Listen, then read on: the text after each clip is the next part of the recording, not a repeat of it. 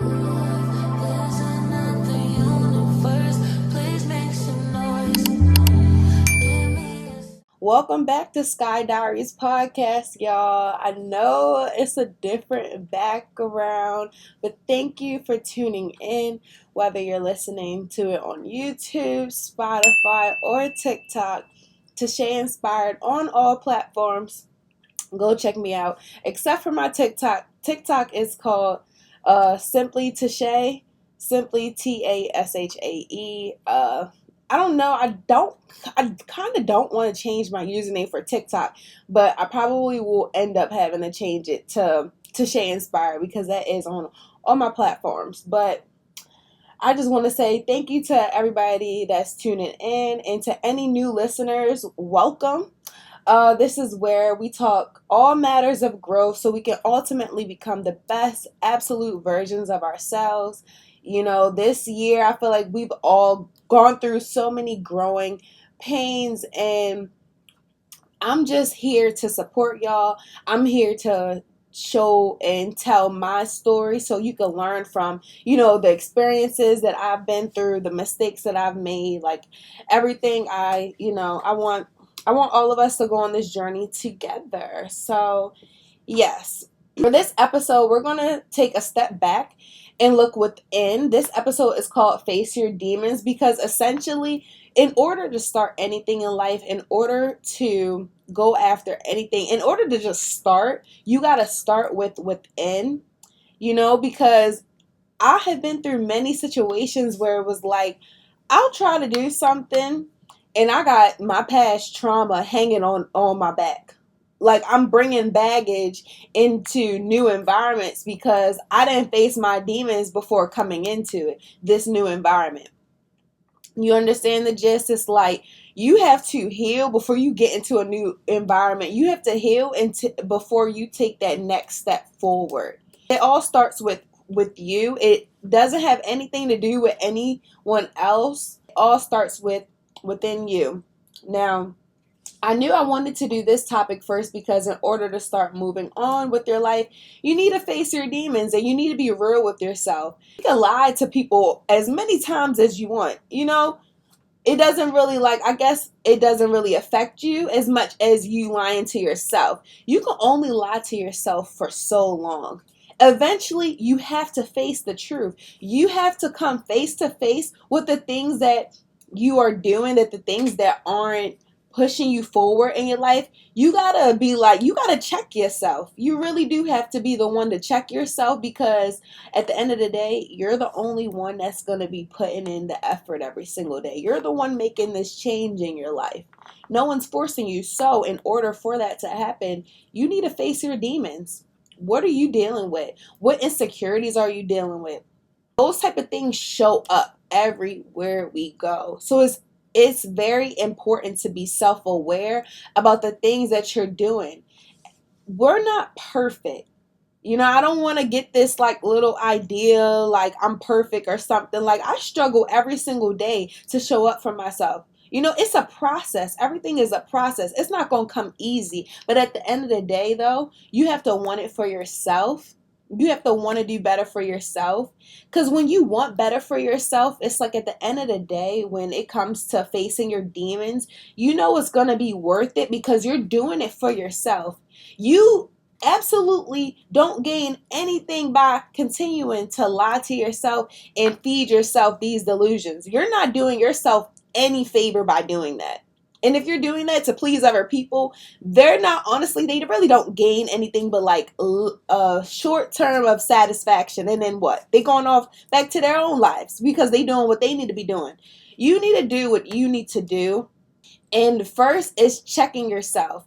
If you know that it's an assignment that needs to get done or it's a test coming up, you need to be disciplined enough and check yourself like, hey, I need to stop going outside so much so I can get a better education and I can show up better in my school environment so that then I can get better grades leading to a better job and so forth and so on.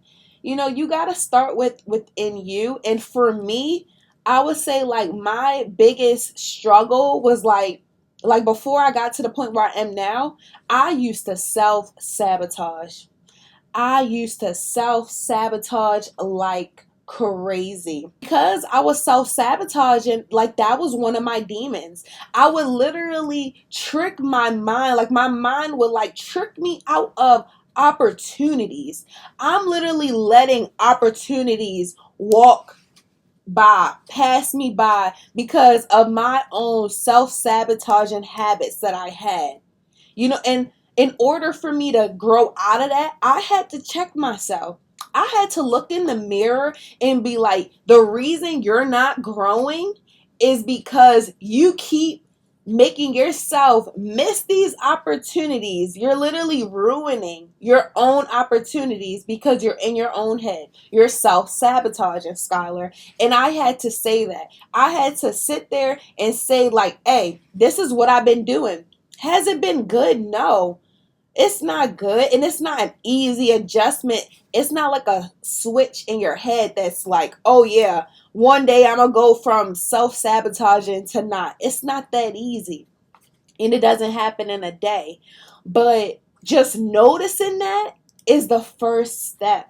Is the first step. Once you notice, like, hey, maybe like you carry a little bit of your insecurities where you grow, or maybe you're self-sabotaging yourself out of opportunities, or maybe you're just procrastinating. You're not getting the things done that you need to be doing when you need to be getting them done. A lot of these things we see a lot every single day, and it's not easy at all. But for me, I can tell you that once you make it past that point where it's like you're not doing those things anymore, it's like for me, I'm not self-sabotaging anymore. Opportunities fly. They're gonna fly. Like for example, I would say back in high school, because this is gonna come back into play soon. But back in high school, I used to be very, very, I would say not shy, but like I would say I had, insecurities, social anxiety, the gist. Like, I wouldn't say preserved, but like in my own world. So that kind of connects to self-sabotaging too. And I just will never forget the moment where I ended up volunteering to, like, perform, and not volunteering, like just putting myself on stage. Yeah, so I ended up going on stage, but like right before, I'm nervous. Like a part of me, not gonna lie, before going on stage, I wanted to walk up out of there. I'm like, I'm seeing all these people out on the crowd. I'm like, it's about time to go back for real, because I had never really did that before. Like I had performed in front of people, but not people that I knew, especially people that like I seen, on a daily basis. People that liked me, didn't like me, hated me for whatever reason, just a whole bunch of anxiety going on. But, you know, after I performed a poem, I felt so alive. I've never felt more alive. Like in that moment, it felt like I won against myself, because a part of me didn't want to perform, but the other part of me that was stronger wanted to see me succeed, wanted better things for me, wanted me to put myself out there. And that side won. And listening to that side is so key. Listening to that part of yourself that you know you need to listen to. When you're feeling scared, that's when you need to move. That's when you need to make action. That's the point where you jump, is when you are scared. That is when you need to go after everything that it is when you're nervous and when you're scared. Use it as fuel. Now, I'm not going to lie, I don't know really why I did stop, because it was like after that, I haven't had felt that feeling in like a long time, because I was still self-sabotaging, because I would say, because I didn't really notice or put focus into the self-sabotaging back then. Even though, yes, in that moment I faced my demons, it wasn't even on purpose, like essentially, but in that moment I didn't really know what those things was. So of course the pattern is going to repeat. So I would say like that was the first time I ever felt that feeling. And I just recently felt that feeling again. And that's what really made me sit back and notice like, hey, I'm not self-sabotaging no more. And I'm going to tell you how I realized that. With, me being in college, I've done a lot of new things. I really just jumped right into so many things that I wasn't even planning on, but I thank God it's all a blessing. Uh, and I basically just jumped into this sports anchor role, right?